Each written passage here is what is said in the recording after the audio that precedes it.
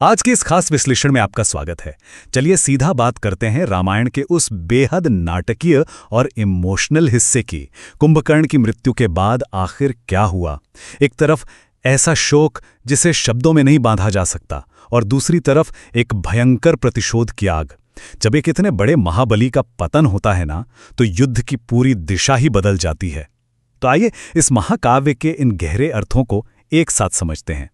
अब जरा उस दृश्य की कल्पना कीजिए जब रणभूमि से कुंभकर्ण के मारे जाने की खबर सीधे लंकापति रावण तक पहुंचती है। रावण, जिसने तीनों लोकों को जीत लिया था, वो अंदर से पूरी तरह टूट चुका है। वो कहता है, आज मेरी दाहिनी भुजा कटकर गिर गई। सोचिए, उसका वो अटूट अहंकार कि उसके भाई को कोई हरा ही नहीं सकता, वो चूर चूर हो गया। ये सिर्फ एक योद्धा का गिरना नहीं था, ये लंका की उस अजेय नींव का हिलना था जिस पर रावण के घमंड का पूरा महल खड़ा था। तो चलिए अब आगे बढ़ते हैं हमारे पहले खंड की ओर, शोक और प्रतिशोध, रावण के पुत्रों की रक्त प्रतिज्ञा। यहां हमें दो बिल्कुल अलग सोच का एक जबरदस्त टकराव देखने को मिलता है। एक तरफ है वो अहंकार से भरा राजा जो अपने भाई के जाने से इतना हताश है कि मानो वो युद्ध हार ही चुका है, और दूसरी तरफ उसका बेटा इंद्रजीत, उसका रणनीतिक क्रोध एकदम चरम पर है। इंद्रजीत का साफ कहना है कि युद्ध में गहरे घाव तो लगते ही हैं, पर एक सच्चे योद्धा की आंखों से आंसू नहीं बल्कि दुश्मनों के लिए अंगारे बरसने चाहिए। क्या गजब का वैचारिक द्वंद्व है ये, एक हताश पिता और एक क्रूर राजकुमार के बीच। और इंद्रजीत की इन्हीं बातों से जोश में आकर रावण के 4 बेहद खतरनाक और महाबली पुत्र युद्ध के लिए आगे आ जाते हैं। ये हैं त्रिशिरा, नारांतक, देवांतक और अतिकाय। ये चारों राजकुमार गजब के आत्मविश्वास से भरे हुए हैं और खुद आगे बढ़कर रणभूमि में जाने की इजाजत मांग रहे हैं ताकि वो लंका के उस खोए हुए गौरव को वापस ला सकें। लेकिन यहाँ जो सबसे बड़ा टर्निंग पॉइंट है वो है अतिकाय की एक खौफनाक प्रतिज्ञा। अपने पिता को इस तरह रोते हुए देखकर अतिकाय शपथ लेता है कि वो अपने चाचा कुंभकर्ण की मौत का बदला जरूर लेगा। और उसका प्रण देखिए, वो कहता है कि वो श्रीराम को ठीक वही पीड़ा देगा जो इस वक्त रावण सह रहे हैं, वो भी लक्ष्मण का मस्तक काटकर रावण के चरणों में रखकर। सच मानिए, ये प्रतिज्ञा आगे आने वाले महासंग्राम की क्रूरता को बिल्कुल साफ कर देती है। अब आते हैं हमारे दूसरे खंड पर, ज्ञान और वैराग्य, जीवन और मृत्यु का ब्रह्मांडीय सत्य। इस राक्षसी क्रोध और प्रतिशोध के माहौल से थोड़ा बाहर निकलते हैं और ईश्वरीय शांति की ओर चलते हैं। रणभूमि के दूसरी तरफ विभीषण का हाल बहुत बुरा है। वो फूट फूट कर रो रहे हैं और खुद को अपने भाई की मौत का जिम्मेदार मान रहे हैं। उन्हें लगता है कि अगर वो राम के पास नहीं आते तो शायद आज ये दिन नहीं देखना पड़ता। और ठीक इसी पल श्री राम अपने बेहद शांत और निर्मोह स्वभाव में विभीषण को जीवन और मृत्यु के महान दार्शनिक सत्यों के बारे में बताते हैं। श्री राम का ये वैराग्य ना विभीषण के मोह को जड़ से काट देता है। श्री राम कुंभकर्ण की मृत्यु को एक बहुत ही खूबसूरत और दार्शनिक नजरिए से समझाते हैं। वो कहते हैं कि कुंभकर्ण जैसा अद्वितीय योद्धा, जिसके जैसा ना कभी कोई हुआ है और ना ही कभी होगा, वो बस मरा नहीं है। असल में उसने अपना कर्तव्य निभाते हुए वीर गति पाई है और अब वो चिरनिद्रा यानी एक अनंत शयन में चला गया है। इस चिरनिद्रा में ही उसका वो अमर यश, उसकी वो महान विरासत हमेशा हमेशा के लिए जीवित रहेगी। श्री राम इस पूरे ब्रह्मांडीय सत्य को बहुत ही सरल शब्दों में बताते हैं। पहला, वो कहते हैं कि काल यानी समय के चक्र से कोई नहीं बच सकता, फिर चाहे वो सूरज हो या पृथ्वी।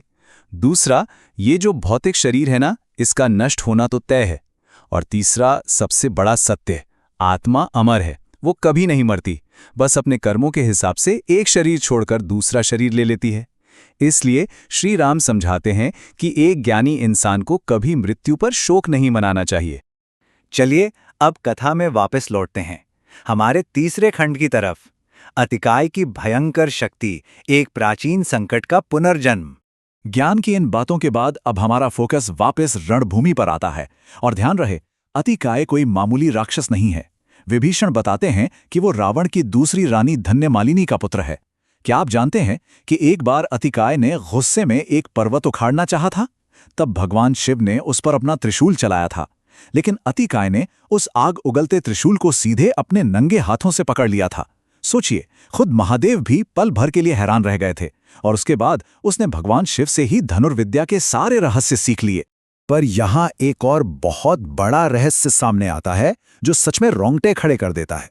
विभीषण बताते हैं कि अतिकाय सिर्फ रावण का बेटा ही नहीं है, बल्कि उसके अंदर सृष्टि की शुरुआत के वक्त के एक बेहद खूंखार और अजेय दैत्य कैटब की शक्ति बसती है।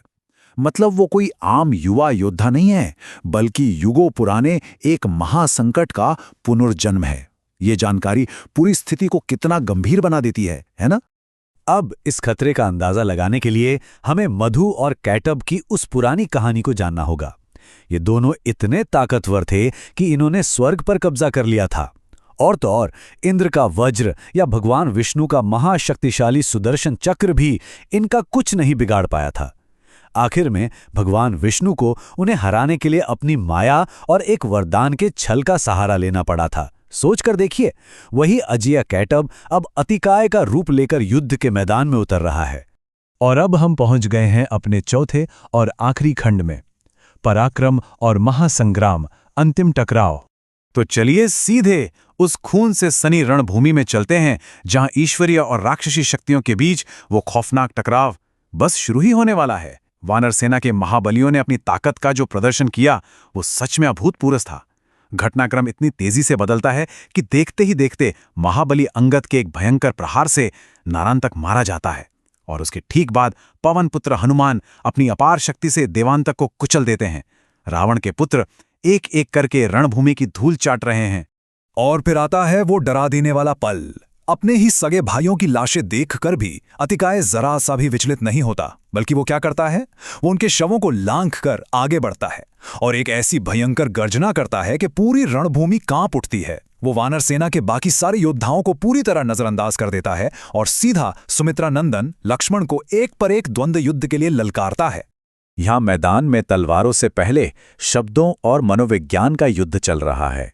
एक तरफ अतिकाय का वो भयानक अहंकार है जो बड़ी बड़ी डींगे मारते हुए लक्ष्मण का शीश काटने की धमकियां दे रहा है, और दूसरी तरफ हमारे निडर और शांत योद्धा राजकुमार लक्ष्मण, वो तनिक भी घबराए बिना एकदम संयम और तीखे व्यंग्य के साथ जवाब देते हैं। वो कहते हैं कि उन्हें अतिकाय के सिर पर मंडराती हुई मौत बिल्कुल साफ साफ दिखाई दे रही है। क्या गजब का आत्मविश्वास है ये। तो इस विश्लेषण के अंत में हमारे सामने एक बहुत बड़ा और ज्वलंत सवाल खड़ा होता है। एक तरफ अतिकाय की वो खौफनाक रक्त प्रतिज्ञा है जो उसने अपने पिता के आंसू पोंछने के लिए ली है, जिसके पीछे उस प्राचीन दैत्य कैटब का अजेय बल और साक्षात महादेव का त्रिशूल है। और दूसरी तरफ धर्म की रक्षा के लिए अडिग खड़े सुमित्रानंदन लक्ष्मण का शांत लेकिन अटल संकल्प है। ब्रह्मांडीय शक्तियों के इस रोंगटे खड़े कर देने वाले महासंग्राम में आखिर किसका प्रण पूरा होगा? इसी विचार के साथ हम आज का ये विशेष विश्लेषण यहीं समाप्त करते हैं। हमारे साथ इस सफर में जुड़ने के लिए आपका बहुत बहुत धन्यवाद।